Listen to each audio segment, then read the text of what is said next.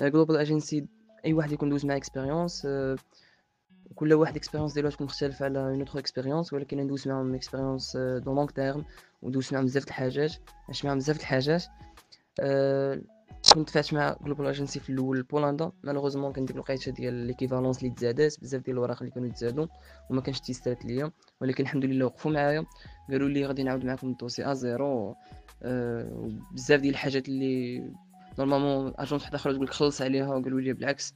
آه، هادشي حنا كنديرو حيت حنا فامي، حنا انت ما كنشوفوش في الكليان، كنشوف فيك واحد من العائله. الحمد لله دابا راني في ليتوانيا، مازال نفس العلاقه كما كانت في المغرب، وبالعكس العلاقه كتزيد تغونفورس صراحه، حيت كتجي لهنا ليتوانيا خصك بزاف ديال الحوايج اللي تسولهم عليهم، كتسول عليهم كيردوا عليك، حتى الا ما كانوش عارفين شي حاجه كيسولوا لك وكيقولوا لك ها شنو خصك دير شنو خصك دير باش ما يبيعوك شي حاجه اللي غلطه. وداكشي علاش السي او في الفيديوهات ديالو ملي كيقول لك حقا احسن اجونس، راه ما كيقولكش احسن اجونس غير هكاك وصافي، بالعكس كيبرهن لك علاش احسن اجونس.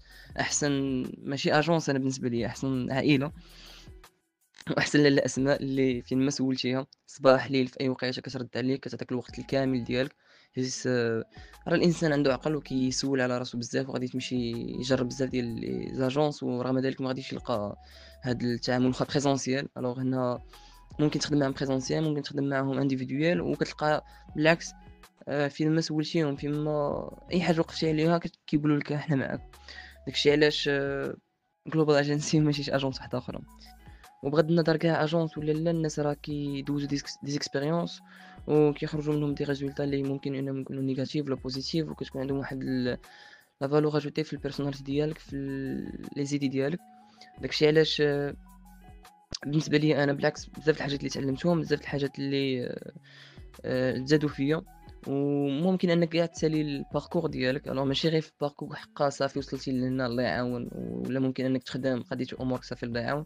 بالعكس كتكري واحد الغولاسيون اللي مزيانه مع الناس اللي الله يعمرها دار، الناس اللي فوق الشده كتعرفهم راه معاك. وممكن كما قلت تسالي كاع القرايه ديالك وكلشي، وتهز التليفون تسول فيهم، لا السي اي او لا اسماء لا اي واحد، غير تسول فيهم، غير تجلس معاهم تضحك معاهم، وترد لهم شويه من بزاف اللي داروا معاك.